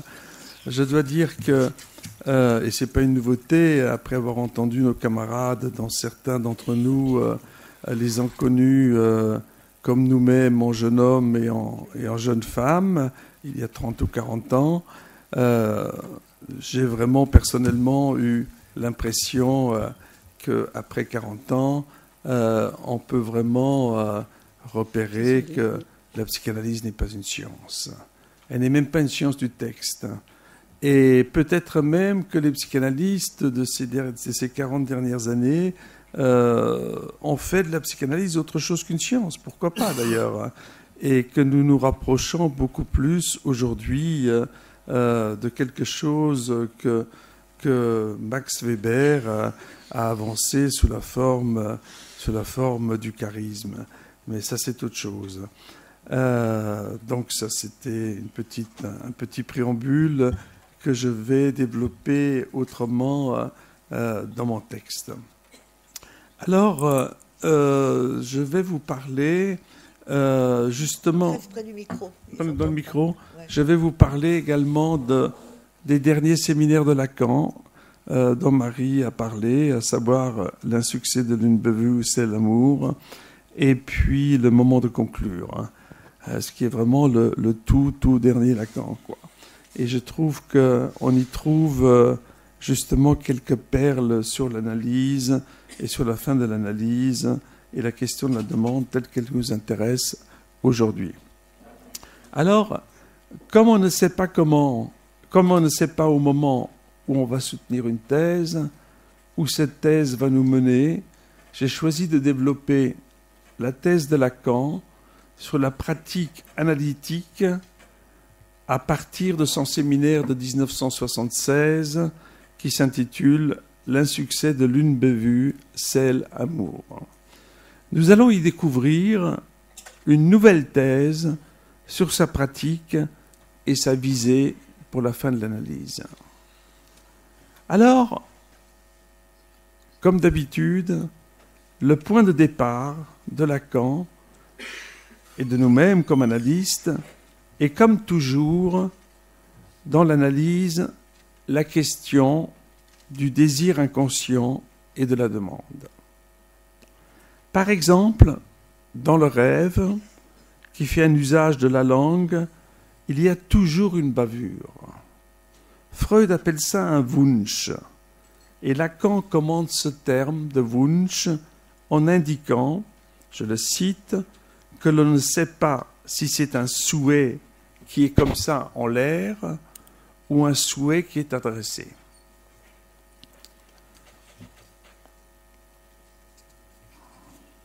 Mais dès que l'on veut le dire, on suppose un interlocuteur.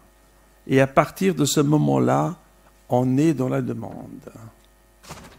Ce qui veut dire qu'on n'est pas d'emblée dans la demande. On est dans la demande, comme tu l'as dit, à partir du moment du dire.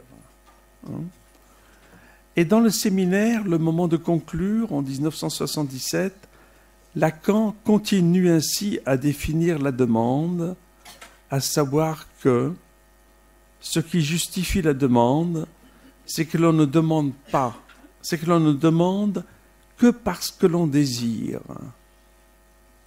Et ce que l'on désire, on ne le sait pas. Belle définition de la demande. Je la répète, on ne demande que parce que l'on désire, et ce que l'on désire, on ne le sait pas. Lacan ajoute que c'est bien pour ça qu'il a mis l'accent sur le désir de l'analyste. Ce désir qui peut se reconnaître très simplement, comme par exemple le désir d'écouter. Est-ce qu'on est, oui ou non, animé jusqu'à l'âge tardif de sa vie par ce fameux désir que l'on peut qualifier le désir d'écouter? Ce n'est pas si simple que ça. Le désir d'écouter l'autre, bien sûr. Ce qui nous envoie la formule de Lacan, le désir et son interprétation, et EST, c'est-à-dire sa reconnaissance. Enfin, laissons là cette question pour examiner les avancées de Lacan dans ses derniers séminaires et d'en dégager sa pratique. En revenant sur sa façon de définir le transfert avec le sujet supposé savoir, Lacan se repose la question de ce que l'analyste est supposé savoir. Et la première réponse qui lui vient, à laquelle on pense justement, est que l'analyste est supposé savoir comment opérer dans l'analyse. Mais pour Lacan, cette supposition est excessive. Ce qu'il faudrait pour cela, dit Lacan, c'est qu'il sache, l'analyste, opérer convenablement. C'est-à-dire qu'il se rend compte de la portée des mots pour son analysant. Mais ça, c'est justement ce qu'il ignore incontestablement.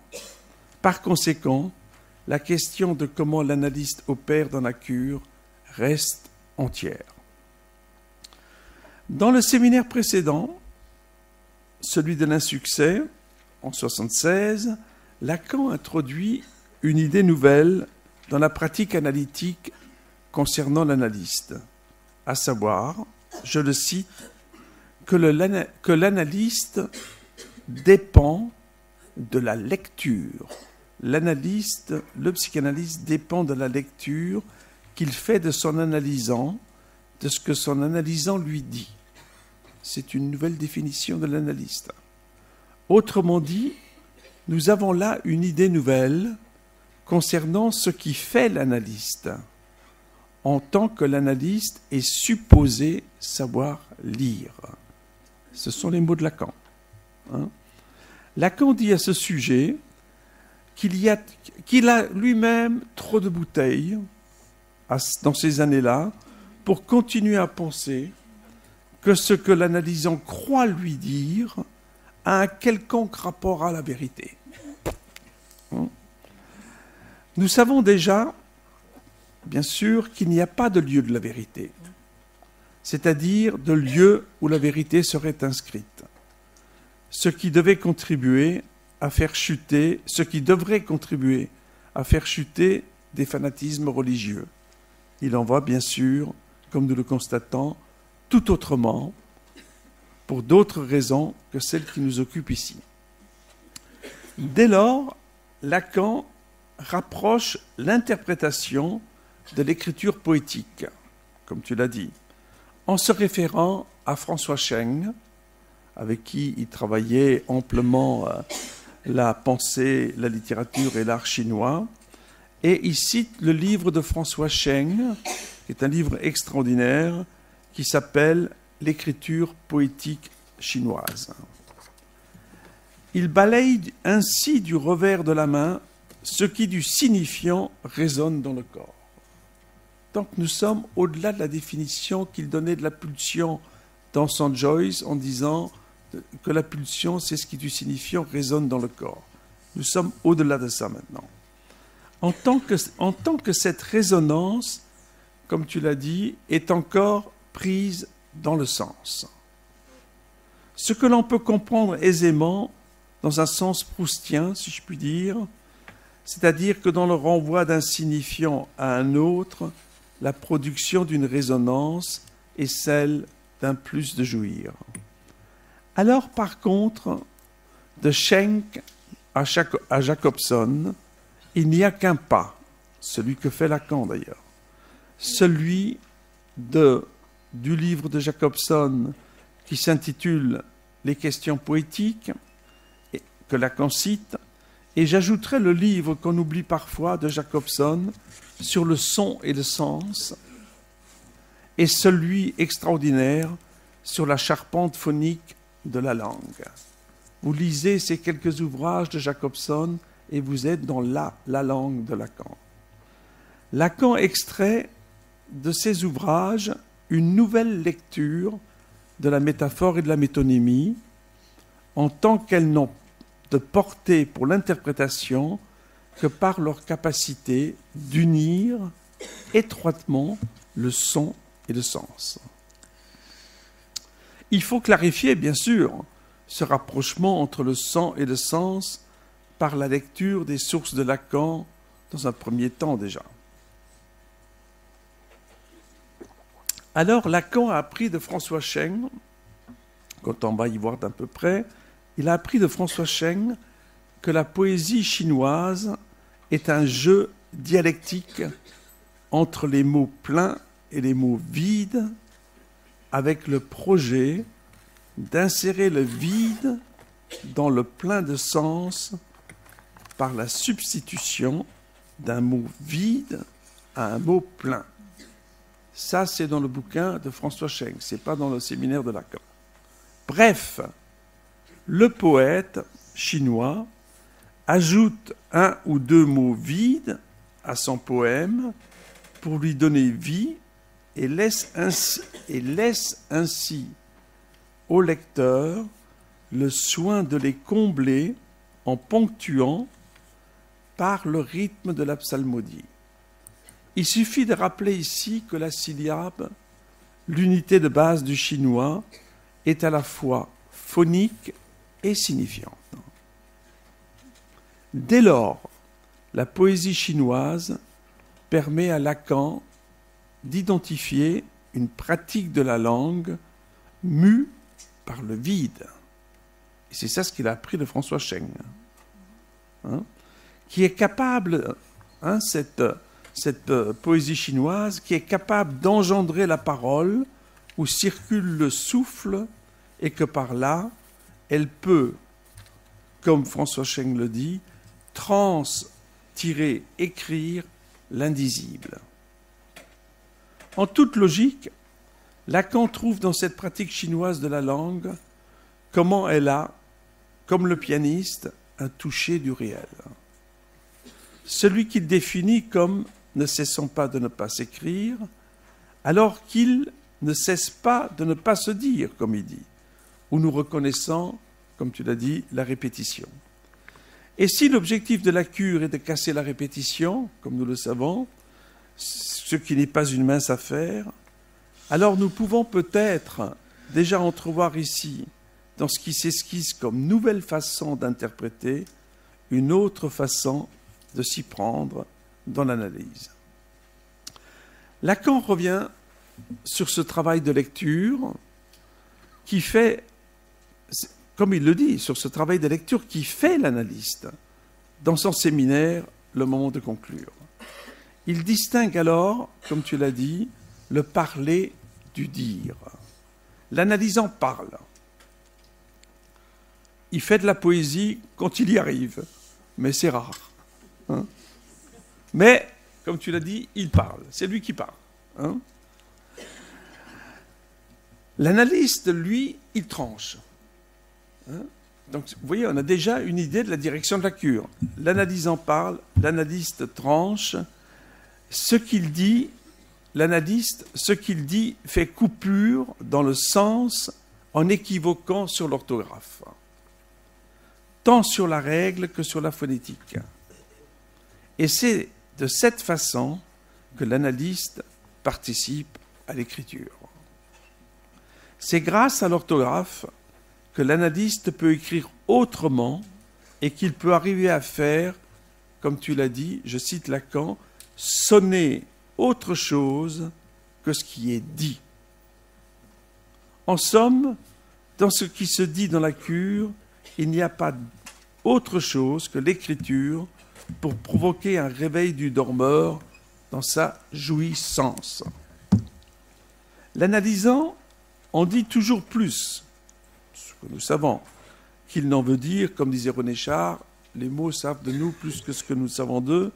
L'analysant en dit toujours plus qu'il n'en veut dire, et l'analyste tranche à lire ce qu'il en est de ce qu'il veut dire, et Lacan ajoute, à condition que l'analyste sache ce que lui-même veut au titre de son désir de l'analyste. On peut alors reconnaître avec Lacan que c'est pour autant je le cite, que c'est pour autant qu'une interprétation juste éteint un symptôme que la vérité se spécifie d'être poétique. On annonce déjà le colloque suivant sur le symptôme. Hein? Alors, pourquoi demander une analyse à un analyste? Dans la plupart des demandes recevables, le sujet cherche à se débarrasser d'un certain poids de jouissance que l'on pourrait appeler jouissance, justement. Lacan éclaire cette question par sa nouvelle conception de la fin de l'analyse. Celle-ci consiste maintenant à permettre de voir ce dont on est empêtré comme réel, en tant que c'est cette phase de réel qui fait l'inconscient. Autrement dit, l'analyse ne consiste pas à ce que l'on soit libéré de ses symptômes, il dit, elle consiste à ce que l'on sache pourquoi on en est empêtré. Ce qui est déjà pas mal. Alors, d'où vient cet empêtrement? On est empêtré, dit-il, des traces que laisse en nous le langage lorsque l'on apprend à parler, et le symptôme en est la conséquence. Il est vrai, et je trouve ça très éclairant, que dans le discours de Lacan sur le symptôme de 1975 à Genève, il parle justement des traces, des premières expériences de jouissance du vivant et de son rapport à la langue. Il dit l'inconscient est constitué par les premières traces de jouissance. Hein? Et l'analyse consiste alors à se rendre compte de pourquoi on a ces symptômes, et de ce fait, l'analyse se noue au savoir. Hein? Le savoir, comme on le sait, est toujours lié à la lecture. Ce qui n'a pas de quoi nous étonner comme analyste, Freud indiquait déjà l'existence que l'écriture du rêve, du lapsus et du mot d'esprit et de leur lecture.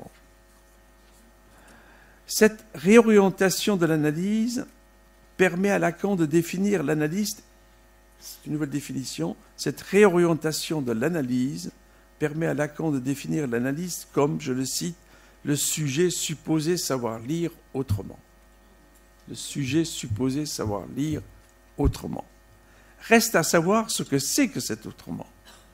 Lacan donne une indication par la barre qu'il met sur le grand autre en disant qu'il s'agit de manquer autrement que quiconque se laisse bercer par l'illusion de la quête d'un savoir absolu. Il nous entraîne ainsi vers ce qu'il appelle la forclusion de l'universel, comme il le dit, au profit de la reconnaissance du particulier. Ça vaut la peine, comme il le dit en 1975, de te traîner à travers toute une série de particuliers pour que quelque chose de singulier ne soit pas omis dans l'analyse.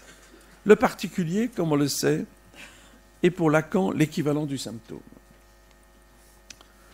Je le cite, « En tant que c'est ce qui nous fait chacun un signe différent du rapport que nous avons en tant que par l'être au réel. » Nous revenons ainsi à notre point de départ où nous avons défini la fin de la cure par la reconnaissance de ce qui, en nous, comme réel, nous empêtre au titre du symptôme. Cette reconnaissance est un savoir qui, comme tout savoir, correspond à ce que l'homme fait avec son image. Ça, c'est dans le texte de l'insuccès. Cette reconnaissance est un savoir qui, comme tout savoir, correspond à ce que l'homme fait avec son image, nous dit Lacan. D'ailleurs, il revient au stade du miroir. C'est imaginer, comme tu l'as dit, c'est imaginer la façon dont on se débrouille avec le symptôme. Ce qui définit pour Lacan la fin de l'analyse par ce savoir, mais la formule est très précise, ce savoir y faire avec son symptôme. Savoir y faire avec son symptôme. Autrement dit, comme il le dit d'ailleurs, autrement dit, un savoir y faire avec son image. Et alors c'est là qu'il, d'un seul coup, il retombe sur Freud, il redevient freudien pour essayer d'éclairer ce qu'il est en train de dire, c'est-à-dire avec le narcissisme secondaire. La chose s'éclaire de cette façon-là, je trouve, entre l'image et l'objet, justement. Savoir y faire avec l'image, l'objet, etc. Je trouve que cette vision du dernier Lacan, au moment de conclure, me paraît au plus proche de ce que l'on peut obtenir aujourd'hui dans une analyse. Merci.